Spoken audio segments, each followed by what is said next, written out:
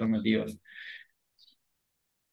Em, lo que sucede con el extractivismo en Argentina, como sucede en toda América Latina, bueno, en Argentina hay puntualmente megaminería, está el agronegocio como un modelo extractivo vinculado al agro, está el monocultivo de árboles, también, digamos, las forestales, hay mega represas, ahora está el tema del litio desde hace varios años, desde hace una década.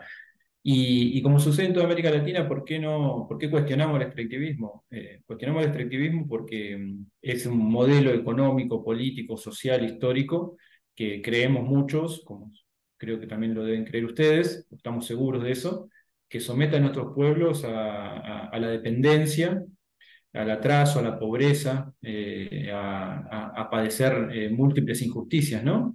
Es un modelo que contamina, que saquea, que genera impactos sociales, ambientales y sanitarios en las poblaciones, sobre todo en las poblaciones, en los sectores populares. Entonces, por todo eso nos parece que es un modelo que nos ata justamente a ser siempre dependientes. Es un modelo que está, como bien saben ustedes, hace 500 años y en nuestras tierras, hace 200 años, desde que están los estados nacionales, también se han sumergido en ese modelo. En Argentina, desde hace 30 años, ha entrado una profundización de ese modelo a través del boom de los commodities y no hay, es una política de Estado. No importa los gobiernos que sucedan, pueden ser gobiernos muy contradictorios entre ellos, muy enfrentados, pero una vez que llegan al poder, como este año que hay elecciones presidenciales, impulsan la megaminería, impulsan la soja transgénica, impulsan el monocultivo de árboles, impulsan la explotación petrolera. Entonces, en ese sentido no hay diferencias puntualmente referido al modelo económico extractivo, ¿no? Político, económico, social extractivo. Gracias, Darío, por esa semblanza que nos muestras, pero también por tus razones, justificaciones del por qué vas por ese lado. Eh, Darío, considerando que nuestra audiencia, muy a pesar que estén en la parte sur o en la parte centro, sobre todo del continente, vivimos una suerte así de encapsulamiento de fronteras nacionales que llamamos, no nos permite conocer otras realidades, muy a pesar que pueden ser realidades compartidas o cercanas geográficamente hablando. Y considerando eso, la pregunta es, eh, ¿cuál es digamos, la realidad actual? Mencionaste de que una de las consecuencias del extractivismo continuado es el empobrecimiento. Si tú tuvieras que describir la realidad del país donde vives, ¿cuál es la situación socioeconómica de este país tan pujante, tan gigante? Porque, ojo, amigas y amigos, los que estamos transmitiendo este programa desde Guatemala. Guatemala mide apenas 108.000 kilómetros cuadrados. Es el tamaño de un municipio del Perú. ¿Sí? Ese tamaño es Guatemala. Eh, Argentina es un territorio gigante. ¿Sí? No sé si están sobre los 4 millones de kilómetros cuadrados, si mal no recuerdo. ¿Cuáles son los impactos en ese país gigante, las consecuencias, digamos así, del extractivismo, estimado Darío, si puedes adentrarte en ello? Sí, por un lado, este año justamente se cumplieron 40 años de democracia ininterrumpida en Argentina. En Argentina hubo un golpe militar, como tantos otros países de América Latina, que desde 1976 a 1983 fue una feroz dictadura cívico-militar que dejó 30.000 desaparecidos. En 1983 se recuperó la democracia y un discurso emblemático del presidente de entonces, el primer presidente del regreso a la democracia, Raúl Alfonsín, un emblema que había planteado era que con la democracia se come, se cura y se educa. A 40 años de la democracia, del regreso a la democracia, de la recuperación democrática, como decimos acá, Argentina tiene el 40% de pobreza, muchos creemos que es más, por las mediciones que hay, y si nos remitimos a la medición en la pobreza infantil, 6 de cada 10 niños y niñas son pobres en Argentina. Entonces, en ese sentido, me parece que eso explica mucho el malestar, digo, de todos los últimos gobiernos, de crisis en crisis, crisis periódicas, cada 10 años aproximadamente, que han sumergido al país en la pobreza, digamos, en la indigencia en muchos casos, y mucho tiene que ver el modelo extractivo, digamos. este modelo de exportar commodities sacrifica los territorios. En general se genera este modelo para pagar, en este caso, la deuda externa. El propio candidato presidencial por el oficialismo, Sergio Massa, ha dicho que necesitaba litio y necesitaba petróleo para pagar la deuda externa con el Fondo Monetario, una deuda que contrajo el gobierno anterior de Mauricio Macri. Y en ese sentido hay un malestar muy creciente, digamos, sobre una democracia que no está dando respuesta en nuestros territorios. Aún así, digamos, el modelo extractivo también tiene un punto a favor, en el sentido por parte de los gobiernos, que el 92% de la población argentina vive en ciudades. Es un territorio muy extenso, tiene 5.000 kilómetros de cordillera, para que te des una idea. Y en ese sentido, bueno, lo que se ha hecho en los últimos 50 años es vaciar los territorios, digamos. Territorios rurales, ha habido políticas activas de dejar hacer para que los territorios rurales dejen de estar poblados y entregar esos territorios a las empresas extractivas, ganaderas, petroleras, mineras. Muchos creemos que es un plan sistemático en ese sentido de vaciar los territorios. Aún así, lo que hay que decir es que hay enormes luchas contra el extractivismo, emblemáticas luchas que han frenado la instalación, por ejemplo, de Monsanto en la provincia de Córdoba, han expulsado a Monsanto, muchas comunidades que han enfrentado a empresas mineras y las han echado de su territorio, en algunos casos por elecciones, ha habido votaciones, como en Esquel, en la Patagonia Argentina, o en Loncopué, en la provincia de Neuquén, también en la Patagonia, donde se echaron a empresas mineras. Y en otros casos, mediante la acción directa. Se ha cortado caminos, cortado rutas, como le decimos acá, y han echado a las empresas mineras en la provincia de La Rioja, también cordillerana, han expulsado 4 mineras, entre ellas la poderosa Barrick Gold. Entonces, en ese sentido, hay, a ver, volviendo un poco a lo que preguntás, creo que hay los distintos gobiernos se atan al extractivismo porque ven que ahí hay una captura de renta inmediata, bastante inmediata, y al mismo tiempo las poblaciones ya saben lo que implica el modelo minero, petrolero, sojero, y dicen no. Entonces hay una confrontación de intereses. Me parece que ahí hay una disputa muy fuerte, donde además se ha tomado enorme conciencia de, bueno, de la crisis climática en la que vivimos, y además se ha dado el debate de que no es solamente una cuestión ambiental atado a lo conservacionista, digamos, sino que cuando discutimos el modelo extractivo estamos discutiendo la historia, estamos discutiendo la economía, estamos discutiendo la política, y estamos discutiendo los derechos humanos.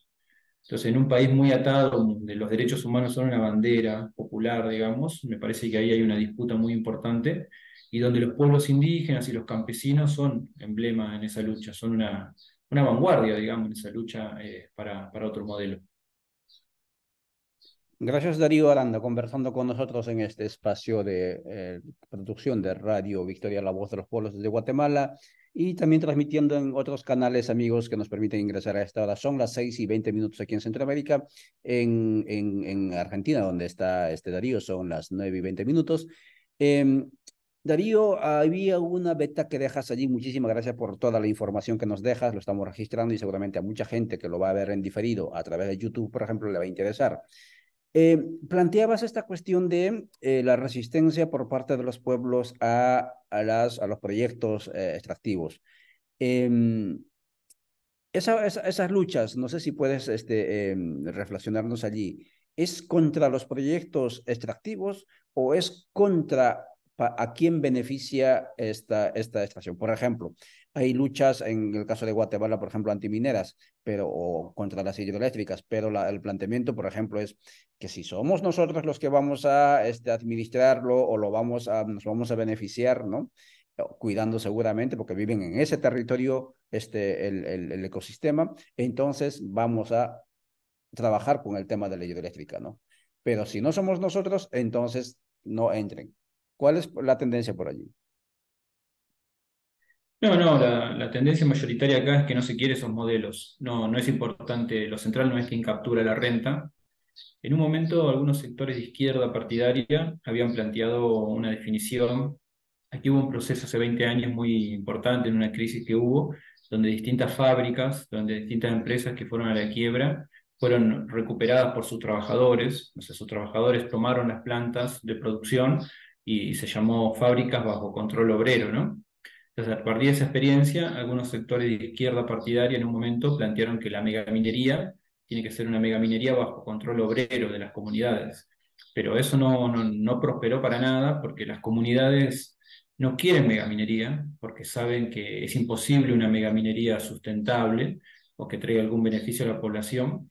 Y donde más, además lo más importante, bueno, bien sabes vos que la megaminería se asienta sobre fuentes de agua y aquí, bueno, como en muchos otros lugares de América, se ha planteado, digamos, que el agua vale más que el oro, digamos, entonces no es que hay una minería buena bajo control de la población y hay una megaminería mala bajo control de las corporaciones. La megaminería no es una forma de desarrollo sustentable, potable y respetuosa de los derechos humanos, así que no es una posibilidad esa. Tenemos sobrado de ejemplo. Lo mismo con el agronegocio. El agronegocio aquí en Argentina hablamos de soja transgénica con uso de venenos, de agrotóxicos, de agroquímicos, y no es que hay, si eso lo hacen los campesinos, los indígenas va a estar bien y si lo hace un gran empresario va a estar mal. No se quiere ese modelo y se apuesta a otros modelos, digamos. En ese caso la agroecología, la soberanía alimentaria y demás. Entonces, en ese sentido, no hay la postura es no al modelo extractivo, no a la megaminería. El pueblo mapuche, por ejemplo, está en un lugar puntualmente donde las grandes petroleras están asentadas desde hace un tiempo y más allá de distintos diálogos que ha habido, la postura es no a la explotación petrolera, no al avance sobre los territorios comunitarios. Así que en ese sentido es una discusión, creo yo. Puede haber alguna excepción, pero a mi parecer es una discusión saldada. Muchas gracias, Darío, por esa precisión.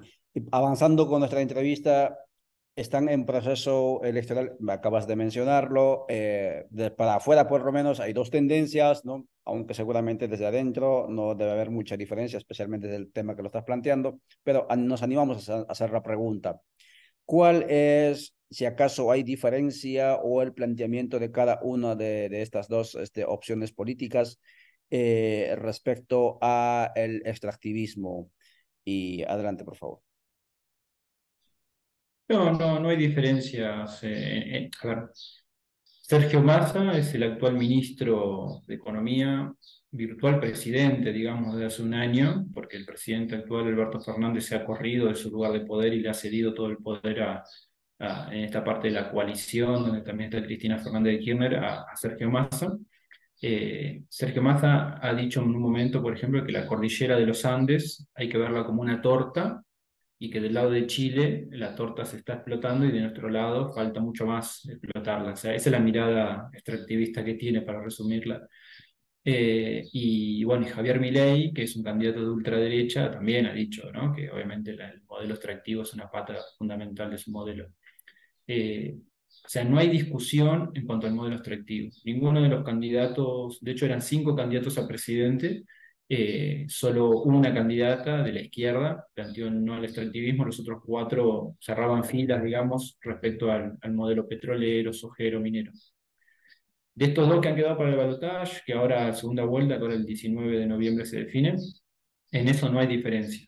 Eh, lo que sí hay que decir, obviamente, que no son lo mismo, digamos, yo no, hay algunos sectores de izquierda que dicen, bueno, que son lo mismo, no son lo mismo, digamos, en ese sentido, pero sí son los dos, son lo que defino, como el otro día, hace poquito tiempo estuve en Perú y me preguntaban, y decía que en la Argentina hay que votar, o sea, parece que hay que votar a la derecha, que es Sergio Massa, es un candidato neoliberal de derecha, del peronismo, para que no llegue la ultraderecha, que es Javier Milei, digamos. Javier Milei es un negacionista del cambio climático, negacionista de la dictadura cívico-militar, digo, es como un Trump, una mezcla de Trump y Bolsonaro multiplicado por varios. Así que en ese sentido, no es que son lo mismo, sí son la derecha y la ultraderecha. Y a mí me parece justamente que es una discusión interna acá con sectores de Argentina, que sectores de izquierda y progresistas llamen a votar un candidato neoliberal como Sergio Massa, me parece una contradicción, digamos. Pero bueno, digo, también es cierto, se entiende que otros dicen, bueno, lo otro es peor. Yo puntualmente planteo que, bueno, siempre votando al mal menor, me parece que justamente la cuestión democrática queda muy a la vista los grandes, enormes problemas que tiene, digamos. Y en ese sentido, si me permitís, yo creo que la lucha contra el extractivismo, al menos en Argentina, pero me animo a decir que en otros países hermanos también, la lucha contra el extractivismo muestra los límites conservadores de la democracia actual. La democracia actual es terriblemente conservadora. Esto que nos llamen a votar solo cada 2 años es casi una burla, digamos, a esta altura de la vida. Y me parece que la lucha contra la megaminería, contra las fumigaciones con agrotóxicos, contra la actividad petrolera, muestra que los territorios mismos, sus autonomías, ellos mismos quieren decidir y tienen derecho a decidir sobre los modos de vida que quieren implementar. Y eso los candidatos presidenciales, los candidatos a gobernadores, estaduales y demás no lo quieren ver. Y un ejemplo de eso, digamos, es que Mauricio Macri, el anterior presidente, tomó un préstamo histórico con el Fondo Monetario Internacional y no llamó a una votación vinculante o una consulta popular a ver si lo queríamos.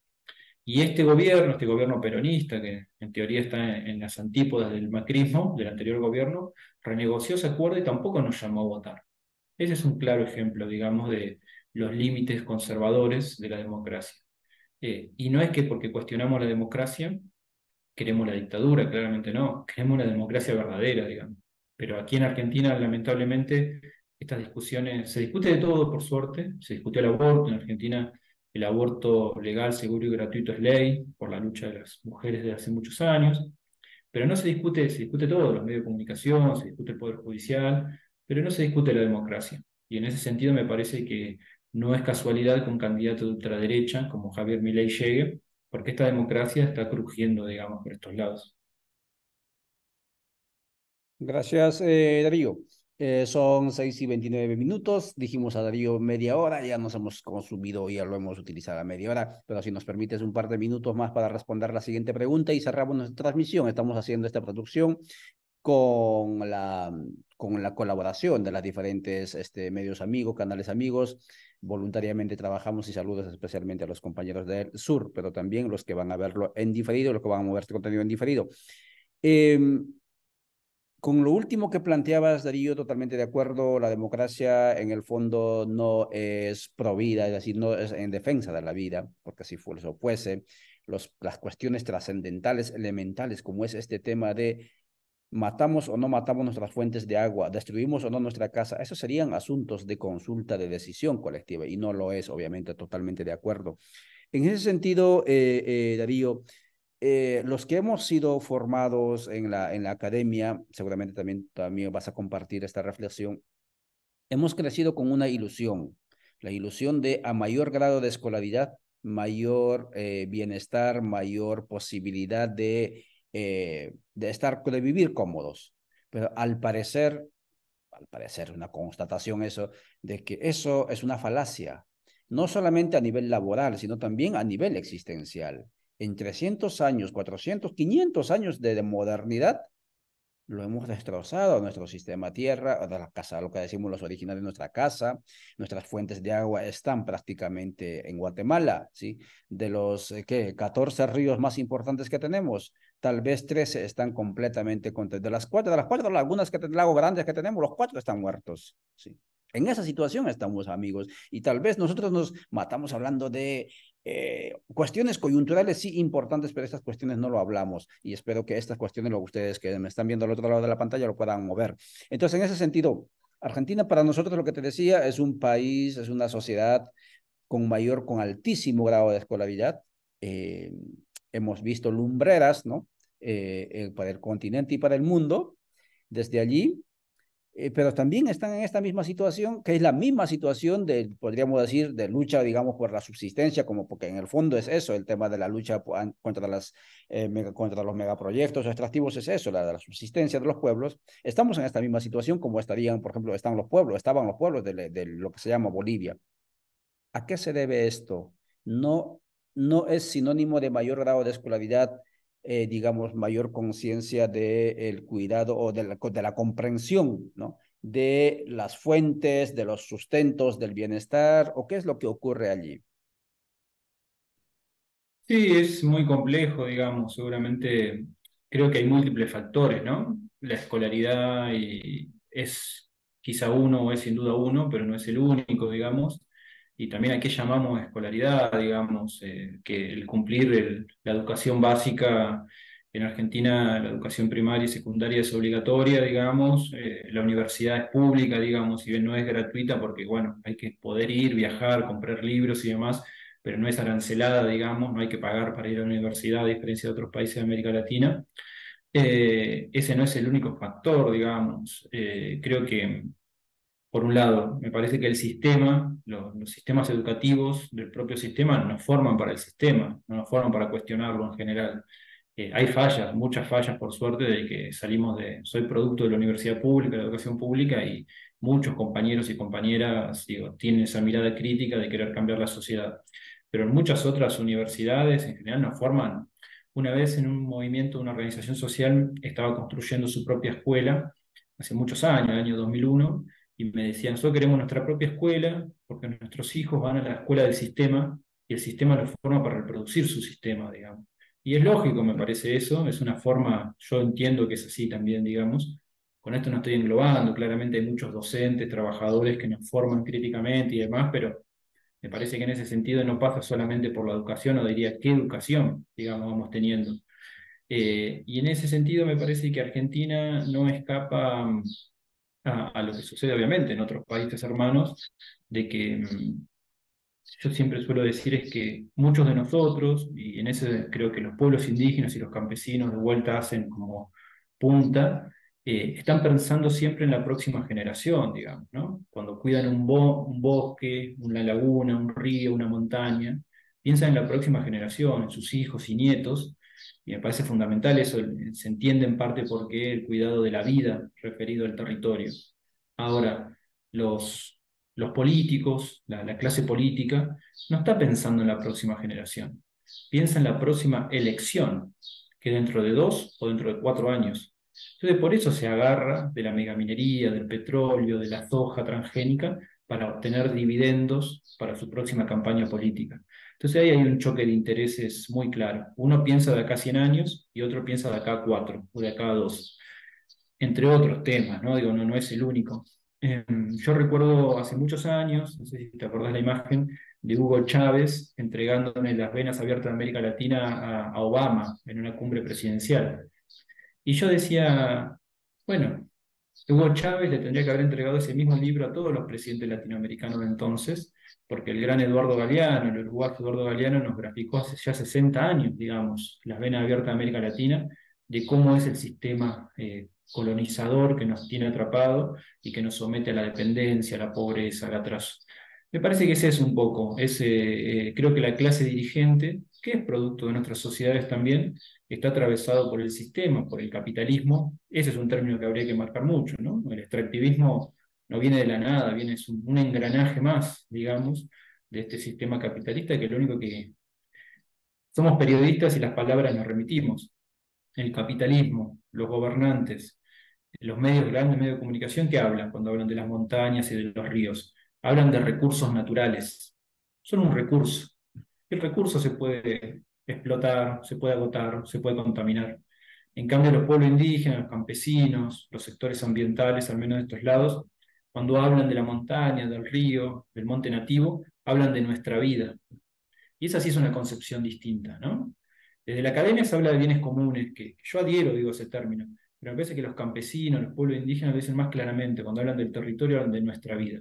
Y eso me parece que grafica un poco. Para algunos es un recurso natural y para otros el territorio es la vida. Me parece que esos son los choques de miradas que muestran de qué lado se para cada uno. Muchas gracias, Darío. Son 6:36. Te liberamos entonces de la pantalla. Agradecido a nombre personal, pero también a nombre de nuestra audiencia, de tu tiempo, de tu paciencia por atendernos, porque yo sé que también estás con muchas actividades allí. Y amigas y amigos, a ustedes también vuestra atención. Gracias por ser muy temprano aquí, pero seguramente ya despiertos, y a seguir celebrando la vida con los que vuelven en este tiempo desde el más allá y desde el más acá. Darío, gracias por tu tiempo. Nos veremos. Chaucito. Un fuerte abrazo, muchas gracias.